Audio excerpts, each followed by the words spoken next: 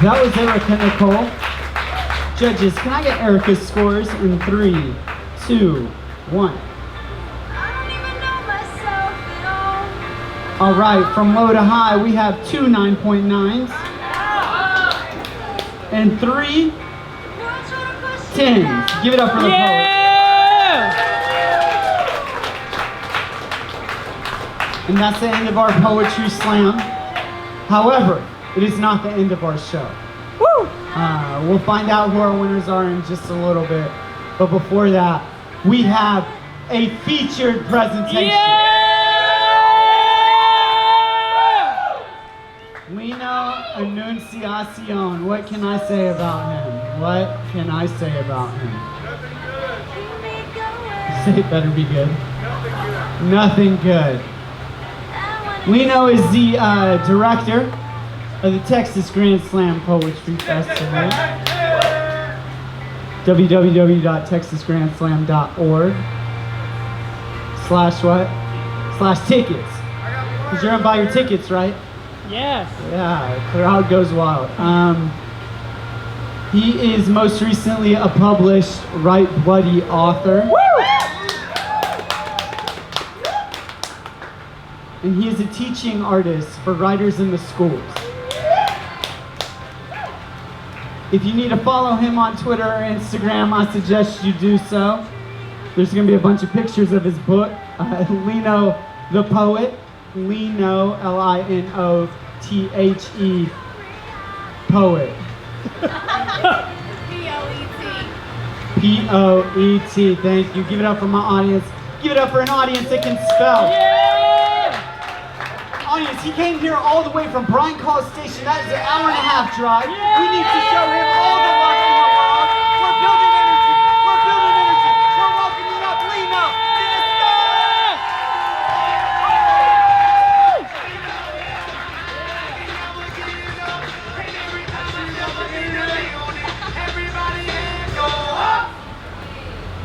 And they stay there, and they stay there, and they stay there. Cause all I do is win, win, win, win, win, win, win.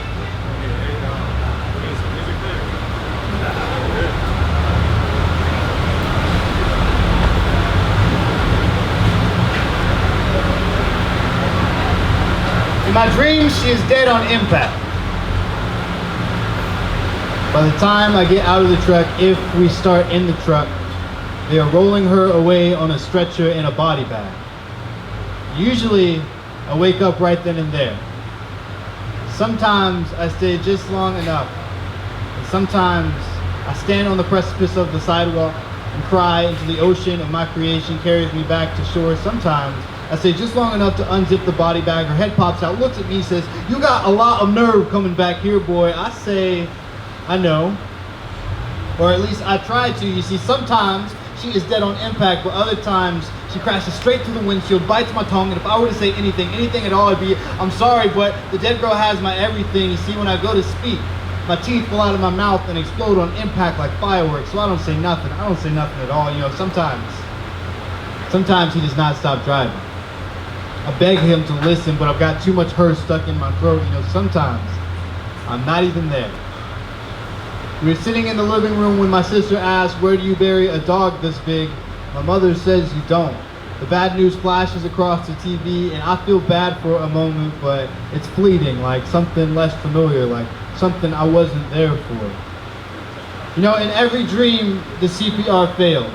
The lungs, they burst. I am always in the passenger seat. I'm never in the driver's seat. I've come to terms with the fact that it wasn't my fault, but not with the fact that I couldn't do anything about it, couldn't do nothing about it. You know, sometimes my mother and sister bury her in the backyard or the living room. In some dreams, I wake up to the bad news. In some dreams, it's her. It's really her, but in other dreams, it's someone else. It's someone I knew. It's someone I loved. In some dreams, it's Christian. In some dreams, it's Christian. In some dreams, it's Bonnie. It's Austin. It's Morgan. It's me. It's me. It's me. Look how my head makes all these stories about someone I never knew but will always remember. I wake up with lockjaw. I have phantom limbs for teeth. I cringe at sidewalks. Oh, how I laugh when she says I talk in my sleep.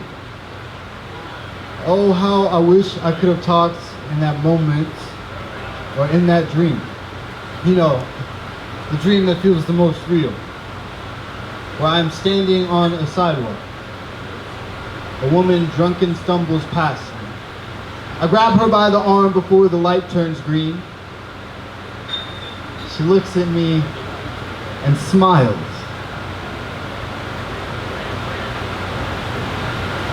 Before walking away anyways. 1,000 eyes. 500 breaths of air. A pair of shoes go flying in the distance. And I wake up with her in my teeth. Thanks, y'all. What's up, everybody? My name is Lino. I hail from Bryan College Station, an hour and a half away from here, but I also used to come here a lot and read poems when I was a wee poet only a couple years ago. But yeah, it's really cool to be back here again for another feature. I have some new material from this book I wrote a little bit ago. Yeah, it's called The Way We Move the Water. A lot of poems have to do with water and like getting through it and stuff, and maybe some other things, but that's the bulk of it. And we'll talk more about that later.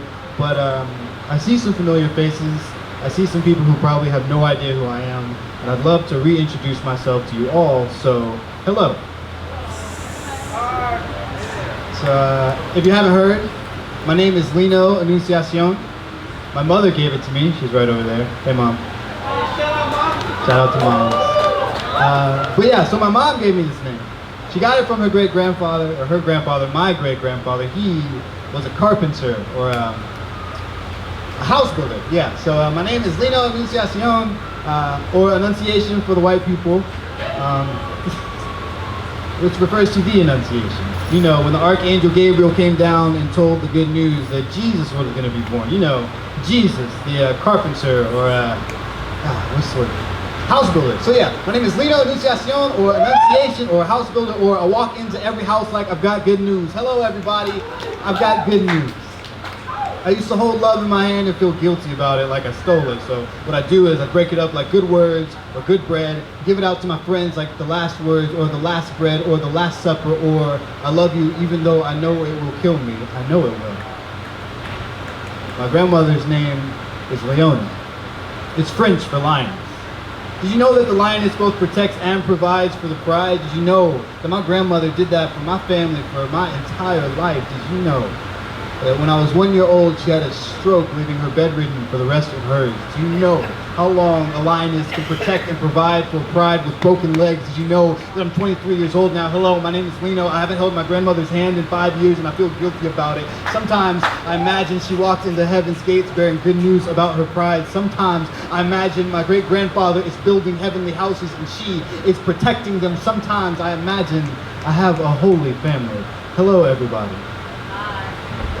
My name's Lino, and the Greek word Linus, meaning son of Apollo or son of God. You know, the son of God, the carpenter who came down here to spread the good news. And the good news is that God loves us. But one time I loved somebody so much I tried to steal from the sun, but I burnt my hands and a whole city caught on fire, or she did or I did. But anyways, now I just cringe at anybody's touch. And black holes shake the universe every time a star is born anyways, or black holes are just the result of doing the wrong thing for love, or this whole galaxy is just the result of God doing the wrong thing for love, or loving the wrong thing, or loving us, or do you think he held his son's hand and felt guilty about it? How long did it take him to swallow his pride and deliver the good news? Hello, my name's Lino, or Linus, or Godson, or good son, or good son, or goodbye, gotta go, or good news, or God knew. Yeah, God knew when he sent the good news, we feel guilty about it, and the good news is that someone's always gonna love us more than we deserve, so I have pride in my family. They have pride in me. They have built me like the most heavenly house, and when I cannot swallow my pride and live for myself, I do it for them. Thanks, y'all.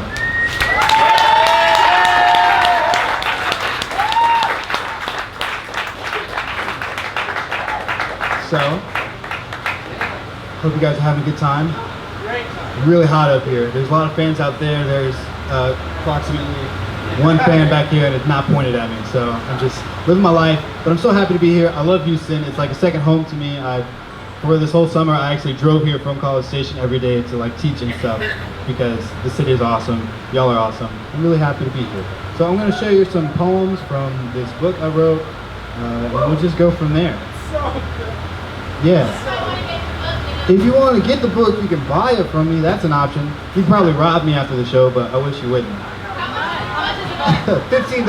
Only $15? You can't afford not to buy it! I cannot afford for you not to buy it either. So please, dear God, buy this book.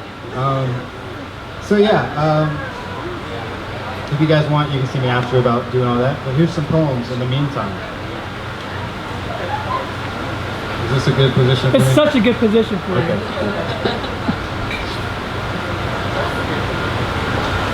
We kneel to bury the body.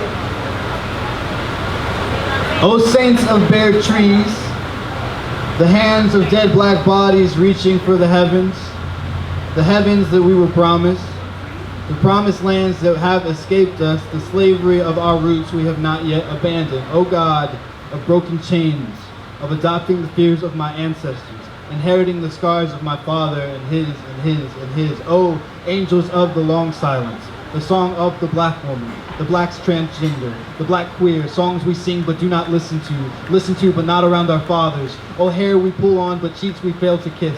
Oh, fists we raise but hands we fail to lend to the darker, the different, the not black enough. Oh, Lord of bonnets and do-rag, of coconut oil and ocean wave, of thistle brush and do not drown, box braid and boxing ring, float like a twist out, swing like a weave. Oh, Trayvon, saint of Skittles and sweet tea.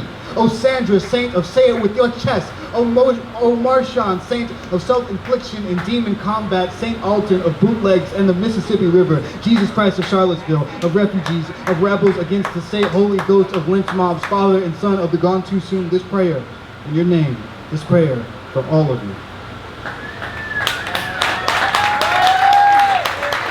You guys can just kind of clap intermittently. Some of these poems go together, some of them don't. Just whatever, follow your heart. Whatever seems like the right point to make noise, do that. Woo! America, look at me.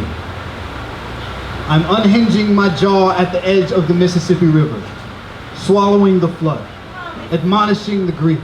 I've got sterling silver around my wrist, the pain of my people coalesce into an existence known as me, and I sit at the edge of the Gulf, and I float along with the rest, and I pray to a God who swam through the universe before turning the lights on, and I am wondering how many bullet holes keep a body from floating.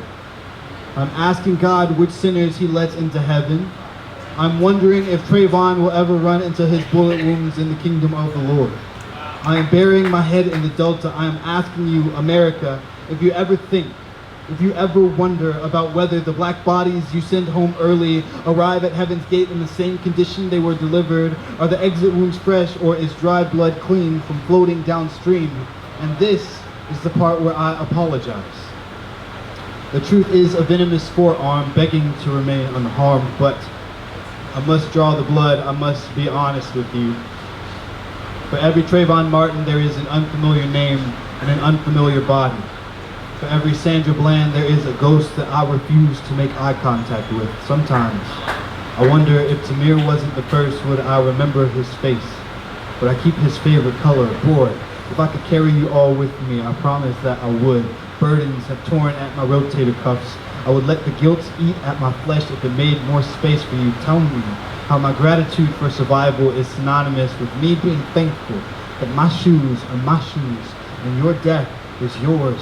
Being alive is a microaggression. How dare my shirt say I can't breathe if I still have the means to do so?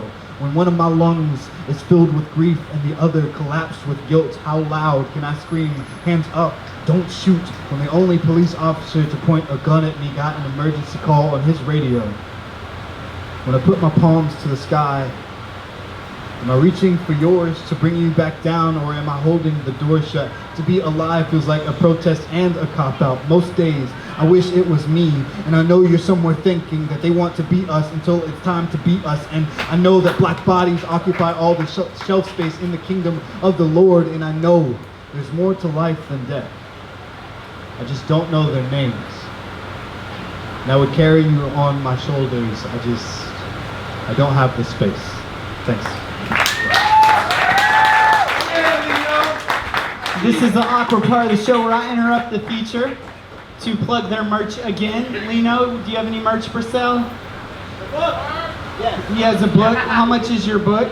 It's $15. Only $15? You can't afford not to buy it! It's such a good book. Definitely buy the book. Right Bloody doesn't just publish any bloody. Okay. True. All right. Nice. So Lino came here all the way from College Station, Texas. We want him to have enough money to go back and come here again. So I'm going to pass around this tip jar. If you enjoy what he's put on in this show tonight, put some money in. I don't want to be a hippopotamus, so you heard it. It happened. I'm going to pass this around. I'm going to give the mic back to him. Yeah! Sorry, I just realized this was being live streaming, and so like I can Millie Rock and like Harlem Shake here, and then watch myself do it right here, and that was a really cool experience. So thanks for that. Right about that poetry. If you guys ever free on a Sunday, come on out to Bryan College Station. We host an open mic that's free at Revolution Cafe and Bar every Sunday at 8:30. Hell yeah! Let's get some poems.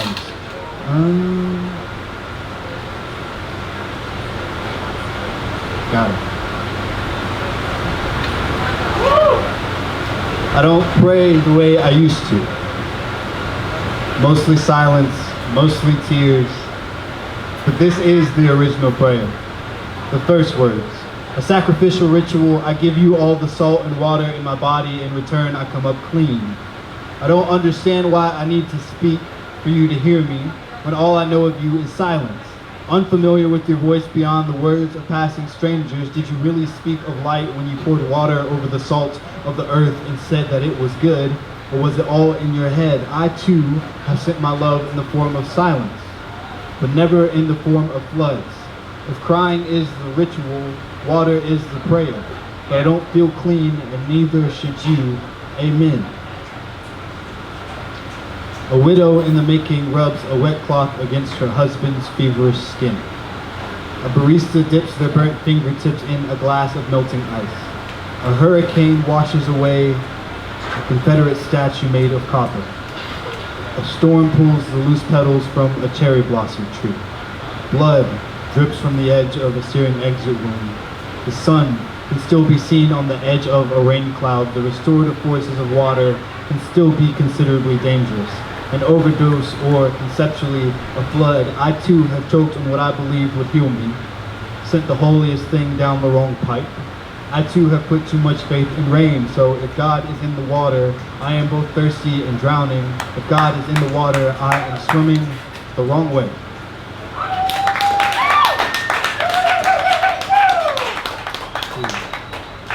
So yeah, if you like those, you can totally get the rest of those poems in the book. Otherwise, I have one more poem for you guys. I really appreciate you having me here. Thank you for all the good times, all the fun times. And yeah, this is just a little throwback to a long, long time ago when I first started coming here.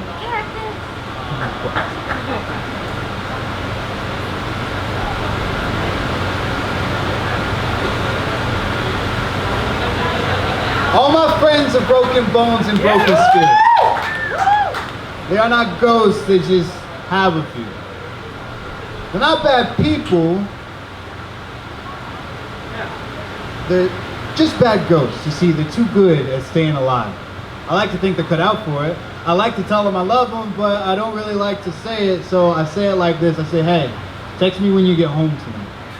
Or hey, I heard it was flooding in Houston. I just wanted to make sure you're okay. Or hey, I haven't heard from you in a few weeks. I know you're feeling down. Just call me whenever you're ready to talk. Or hey, I know you're sleeping because you were up all night studying for that stupid exam. I wanted you to know that you probably did great, and even if you didn't, that's okay, because my friends are not their grades. My friends are not numbers. My friends are not statistics. My friends, you know what? My friends are falling raindrops. You see, they want it to be clouds, but they're not very good at moving on. I tell them that's okay. I tell them sometimes you just gotta sit in the storm. My friends are falling raindrops. They sit on my windshield. I never wipe them off. I love to look at them too much. And I might just crash this car in doing so, but at least I will be with them, because my friends are falling raindrops. They sit on my tongue. I swallow them whole. I know that sounds weird. But listen, I used to think that I was a cactus. I didn't need love or friends or water, but damn it, I'm thirsty. And my friends are falling raindrops. I like to think they're cut out for it. I like to tell them I love them. I still don't like to say it, so I say it like this. I say, friends, loving you is just practice for loving myself, and I wanted you to know that I practice a lot. Because my friends are tree trunks. I think they have the thickest skin. I get sad when they try to cut open. They look at me and say, Lino, look how sap leaks out of us. Maybe we're not as thick as you say we are. Maybe you shouldn't speak so highly of such fragile things. I say, friends, I will always speak so highly of you fragile things, so much so that butterflies get stuck between my teeth because my friends are mountaintops. And I don't look at them with Pompeii eyes, no, I look at them with an Everest heart. That is to say, I do not see them as tragedies, but as everlasting in my heart of hearts, because sometimes my friends feel ghostly. Sometimes they're sitting in the storm, sap leaking out of them, lava spilling from their mouths when they ask me, Lino, what makes a good person? I tell them, they're 75% water, 20% bone, 5% flesh, 0% the terrible things that have happened to them, and 100% love. Thank you.